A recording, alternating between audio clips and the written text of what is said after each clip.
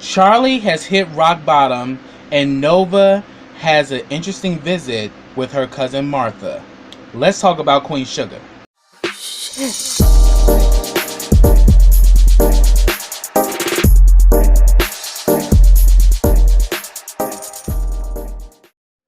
Hey, what's up, everybody? Welcome back to KRS TV. This is your boy Kenny, and this is Queen Sugar Season 4, Episode 9, and the name of this episode is Stare at the Same Fires.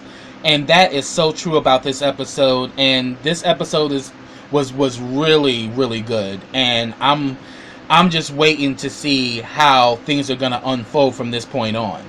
So, let me begin. First, I'm going to talk about Micah. Micah invites Kiki over. They got the place to themselves. He's thinking that Charlie is at work, but we find out Charlie's somewhere else, child. And pretty much, she was saying that, oh, we got the place to ourselves, so we're alone. And I'm like, oh, so she's already starting to purr, and she wants Micah to get a piece of the kitty cat. So we see that they're in his room, they're making out and everything. But we see that she kind of backs away because she's getting the urge, but she's not ready. And she was saying that, I love you, Micah. And he's like, I love you too. But she says that, I just want it to be right. And he's like, look, this is your first time and it's a big deal. And she was saying that, and she says that, look, I'm really into you. And she says, well, have you been with anybody else since you've been here? She was like, no, you were the first girl I met once I got back here, and it's been only you. And I'm okay if you want more time. And then, in the process of that, Charlie calls him and says that, she needs some help at the office. And he says, okay, Mom, I'll be there. And she's like, I don't deserve you, honey. And we actually see, really, Charlie is up in I'm going to definitely talk about Charlie, but her ass is in New Orleans somewhere getting shit-faced at a bar. Then we see that Micah actually talks to Ralph Angel in regards to Kiki and his relationship, and he was saying that we want to take it to the next level. And he was saying that it's a big deal and it's going to change everything. And Ralph Angel's like, look, change is always going to come, and then he pretty much saying that, but he pretty much is saying that but then Michael's like, well, my gut is telling me that she's the one, and I really do love her. And then Ralph Angel kind of co-signs it, says that, well, it seems to me your gut is very smart, so if you love her and if it's meant to be, then in time things will happen. So it was cool seeing Ralph Angel have this real touching moment with his nephew, because Micah's becoming a man, and he was saying things are gonna be, they're in high school and they're both about to graduate, and college is about to happen, and this could really change a lot for the both of them.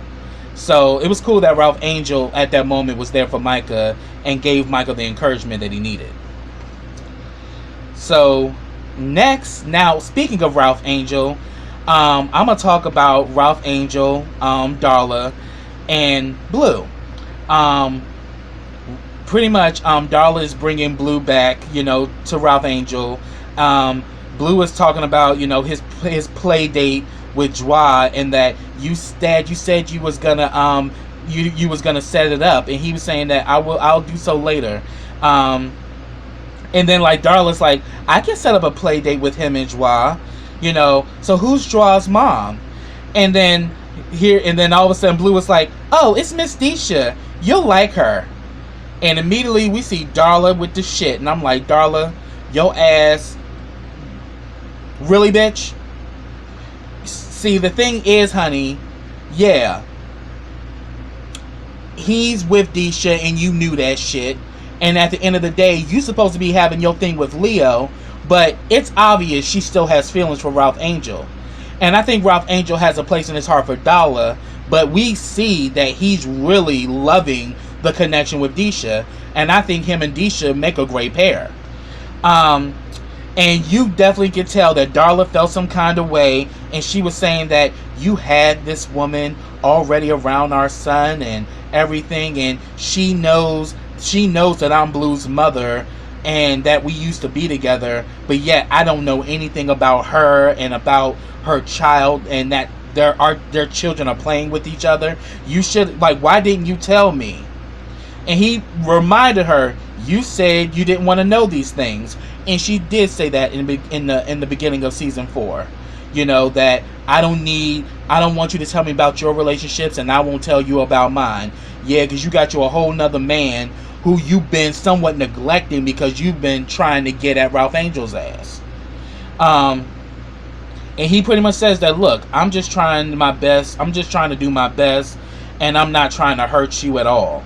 You know, and I'm just like, Darla just got this jealous streak, and it's really starting to get on my nerves. Like, boo-boo, right now you need to be focusing on your recovery, not on who Ralph Angel's dating and all of this small shit. Because at the end of the day, Dacia's a good woman, and if anything, it's through their children is how Ralph Angel and Disha connected in the first place. So you can kill me with that. So then we see that because she felt some kind of way with Ralph Angel, she goes up to Leo and comes in there with some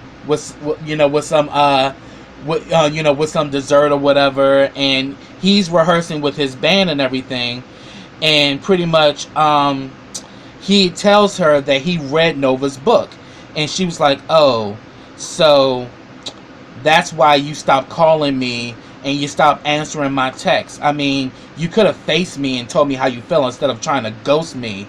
And he's like, no, I'm not ghosting you.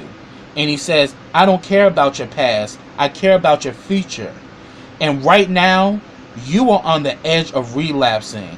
You know, a book like that coming out, I know something like that, and it's the fact that it's out in the public eye, can make you snap.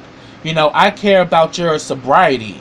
And he pretty much tells her that I think we need to cool things off for our relationship for now, but I got to get back to rehearsal, and I'll call you back in a few days. And yeah, that was the tip of the iceberg, because the next thing you know, we see Darla with a bottle of liquor, and she's literally smelling it. So yes, she is literally on the edge of relapsing all the way. And I'm like, your ass should have reached out to your sponsor when Leo told you to. And I understand that's why Leo backed away, but Leo rejecting her actually was what really sent her over the edge. And I'm just like, that damn Darla really need to get it together, honey, because you were doing so well. But then again, I'm going to really fuck Nova up in this episode, because of Nova's book is what really triggered everything for her, and now her business is all out there. But let's just say Nova got a rude awakening this episode in more ways than one.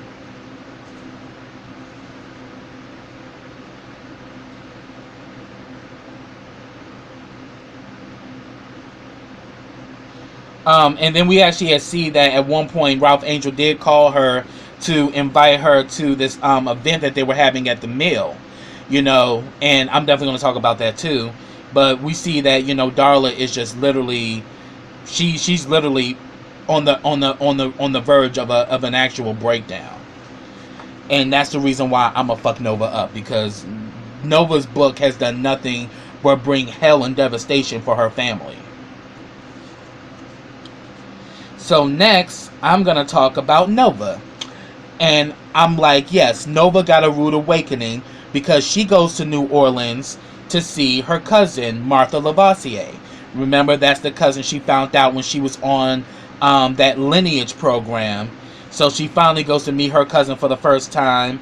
And she pretty much tells her how much she's a splitting image of her mother, Trudy. She, you know, gave her some herbs and everything. And she pretty much says, like, have I been here before? And then Martha tells her that, yeah, when you were 3 years old, you was running around this yard and Trudy could barely keep up with you. So she'd actually been at Martha's before, when she was a child. So therefore, pretty much she learns that the women and her family were all healers. And pretty much she says, she was saying that, yeah, all of us are called to be healers, but not all of us accept it. She says that when I chose to become a healer, my father banished me from the family.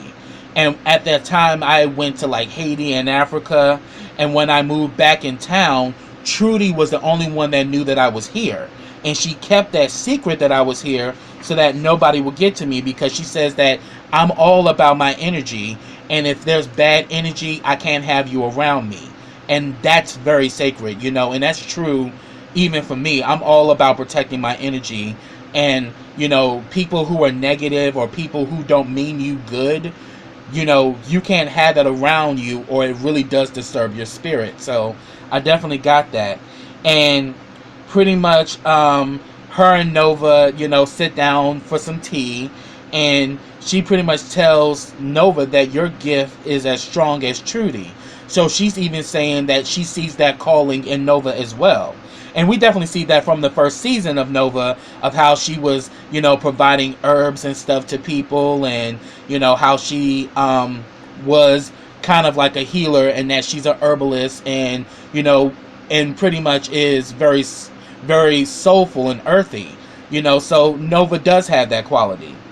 And she talks about she's been having dreams of her mother, it's like she can almost see her, and she says that once I go to touch her, the dream ends. And we see that Martha gives her the remedy book that her mother had, when she was training to become a healer. And, that was going to be her life, but she chose another path. And yeah, and then Nova starts in, which is like, yeah, because she accidentally got pregnant with me. And she was like, no, absolutely not. Nothing in her life was an accident. Not Ernest, and especially not you. But then she said, but she gave up her calling to do what she had to do, right? And she was like, you got it twisted, child. She says you and Ralph Angel was a source of her great joy. But she says that I'm getting a connection that what your mother is telling you is that she misses you, she loves you, she watches over you, and and she also wants to remind you to be yourself, and that you should see her more often. And she was like, see her? Mama was cremated. Daddy scattered her ashes to the wind. And she was like, no, honey. Your father buried her on the family farm.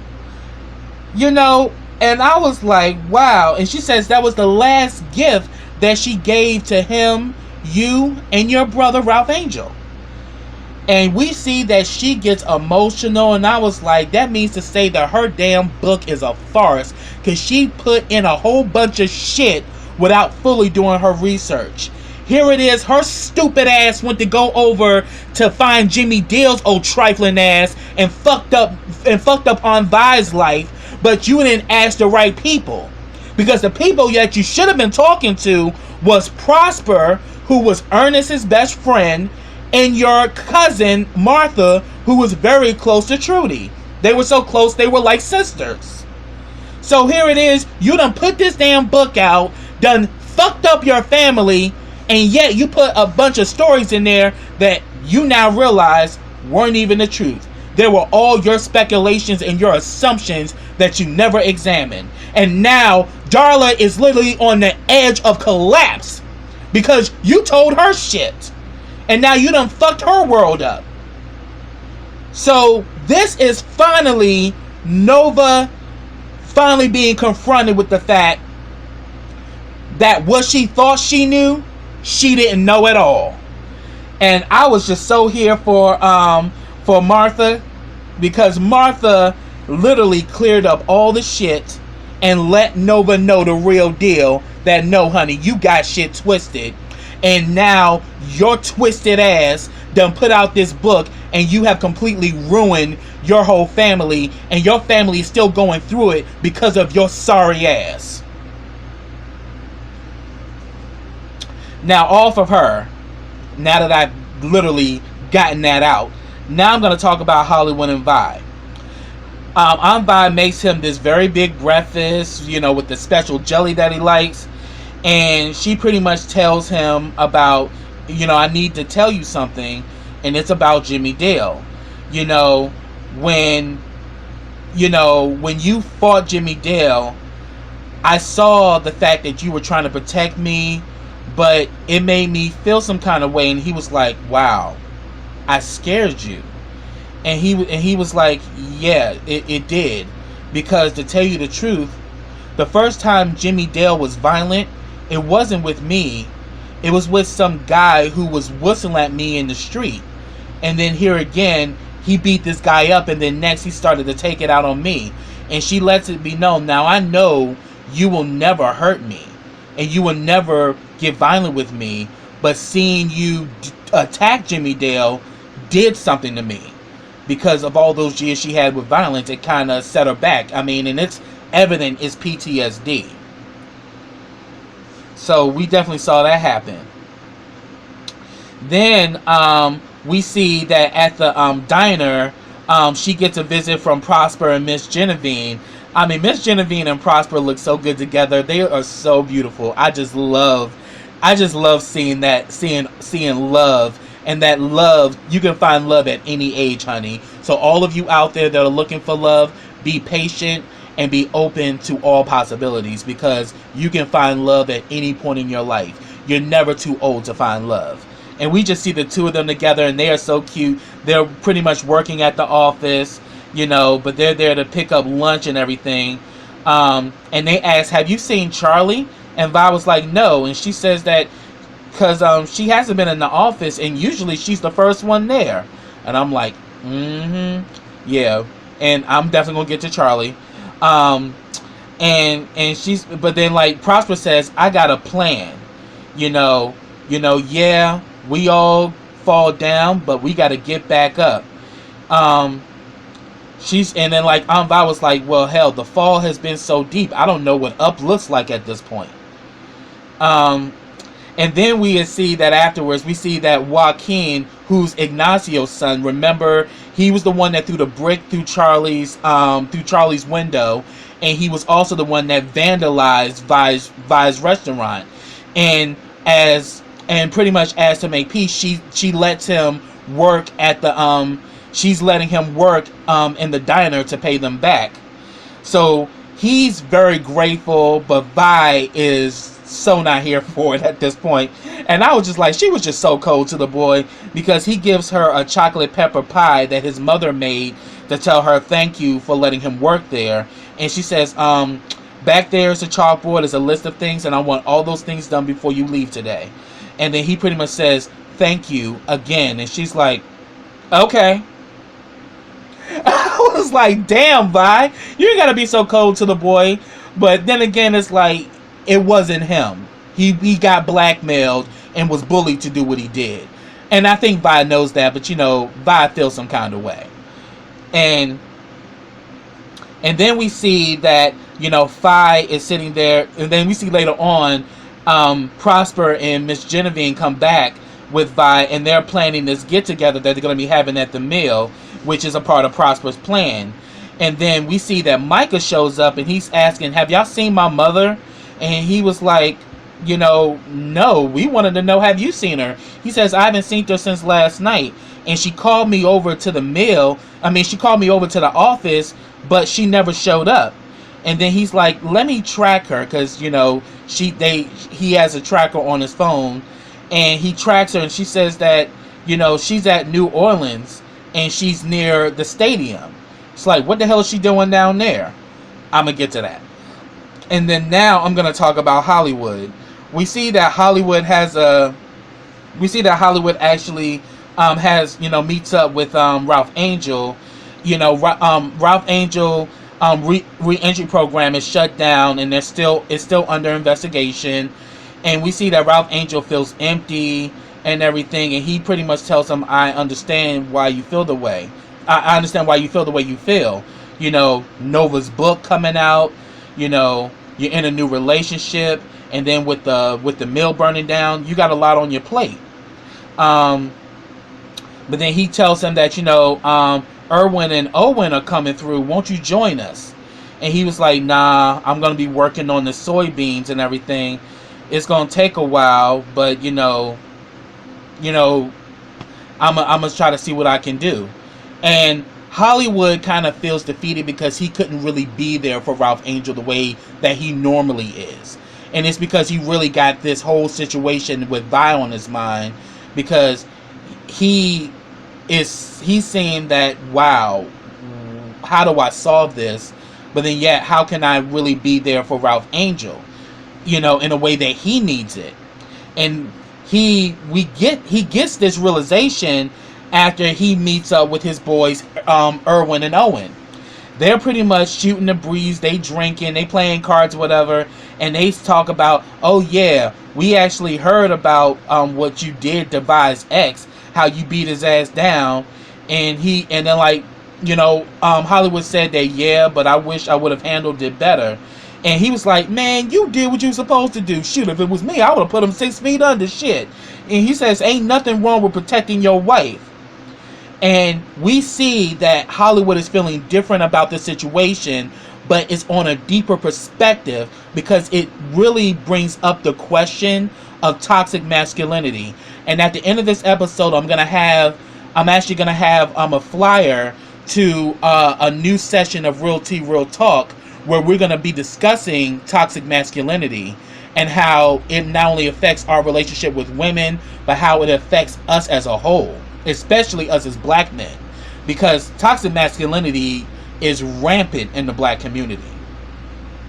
So we see that after he has this situation, he actually meets up with Vi, and he pretty much said that it's really interesting how women have support groups where they talk about things, but why is it that we as black men don't have that? Because here it is, we just be shooting the breeze and be talking smack, but we really never deal with matters of the heart, and we never really get down to the bottom of things, you know. And he was saying that, you know, I thought about it because I couldn't even be there for Ralph Angel the way that I needed to be. And he's saying that I even have the problem, and I want to begin to work on myself too. And pretty much it was a really special moment, that a special realization that Hollywood had, and that's why Hollywood is one of the best men on this cast, because he's literally like the golden man of the Bordelon family, and he's really that true representation of what a real man is, and he's also a model for what a black man should be. And I love Hollywood's character, and it was great that he made that breakthrough that, you know, that we as black men can be toxic, and we need to start breaking that cycle. And yeah, so definitely, you know, if you're in the DMV, definitely come out to Real Tea Real Talk and actually, you know, come and support, you know, because the thing is, we're not only going to be having this discussion, but we also provide food and also free testing for HIV and STIs. Know your status. So yes, I'm definitely going to have that. I'm definitely going to have that flyer at the end of this episode. And yeah, I definitely look forward to seeing you all there, because we definitely need to take control of our lives, and we definitely need to build a new narrative, you know, and become better black men as well as better women.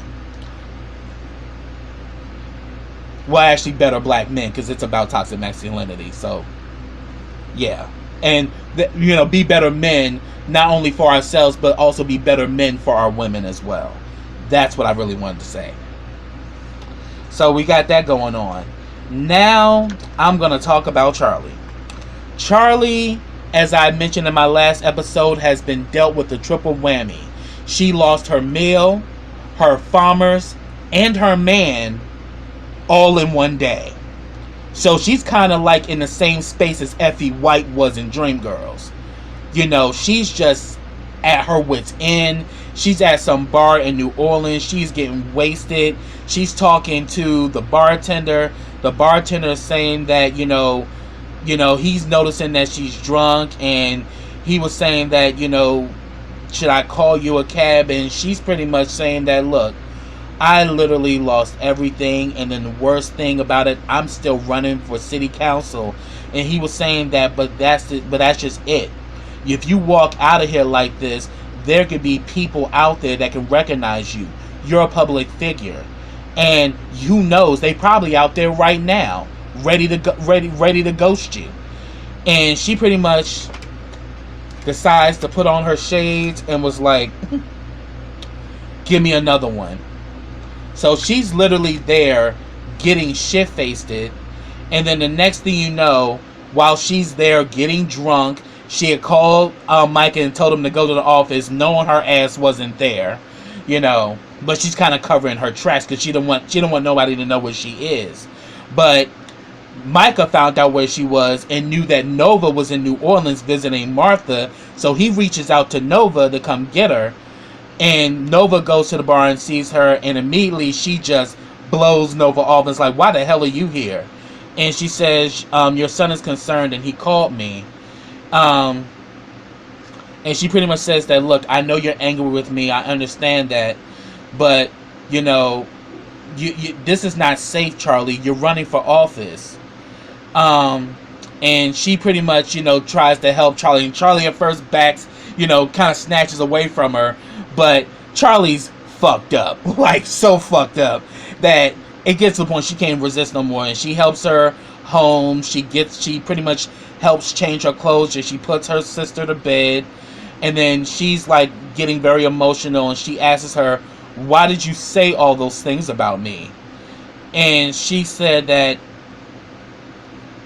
I realized that what I thought I was doing something good for all of us. But then now I realize it was only good for me. And she says, "I'm truly sorry, Charlie. And I wish I could take it all back. I didn't mean to hurt you." And we see that Charlie, gets, emotional. And Nova actually gets in bed with her and actually holds her. And Charlie just wails. And I literally broke down myself seeing that, because it's like my girl is going through it, y'all. And it was good to see that finally Nova was actually there to comfort her during that time, because it's like everything just caved in on her, and right now she doesn't know what to do, and she doesn't know how to respond. So then the next morning, Nova actually sets up breakfast for Charlie, and there's an article that Nova wrote about Charlie, and she talks about Charlie being the strongest woman that she's ever encountered, that she's the best champion, and she's the councilwoman that is needed for St. Joe. And she says, "I know I hurt people by what I said in my book, and I ask people, don't read it if it endangers your life or anyone else's." So we see that she's now renouncing Blessings and Blood, because she now realizes that it's done more hurt than good. Especially it's done more hurt to her family than anybody else. I mean, and we definitely know all the shit she said in that book. I mean, that damn Nova was way out of line and completely just downright wrong. So then we see that Micah comes to get Charlie, and he says that, I want to take you somewhere, and just trust me, Mom. And we see that Charlie is still recuperating from that hangover, but he takes her to the mill, and they've literally set up a get together there that Prosper. So we pretty much see Prosper's idea that he's united the community, and he pretty much gets up there and says that we will not be moved. We will keep moving forward. We will fight. And, and we're going to do what we've always done. Create something out of nothing. And we see that that's a moment where Ralph Angel, Charlie, and Nova join hands. And it's exactly what Charlie needed. you know, because she's running for councilwoman. She see that she has a community that's behind her, and I know that I think this is what's going to be needed to pull Charlie back and really get her back into the ring, and she's going to start slaying the dragons. So that's what I have, everybody. If I missed anything, put it down in the comments. I'd love to hear your thoughts on it. But subscribe to my channel. Click that bell so you get notifications every time I drop a video. Also, follow me on all of my social platforms. I have them all listed in the description box. Also, like this video, comment on this video, and share this video.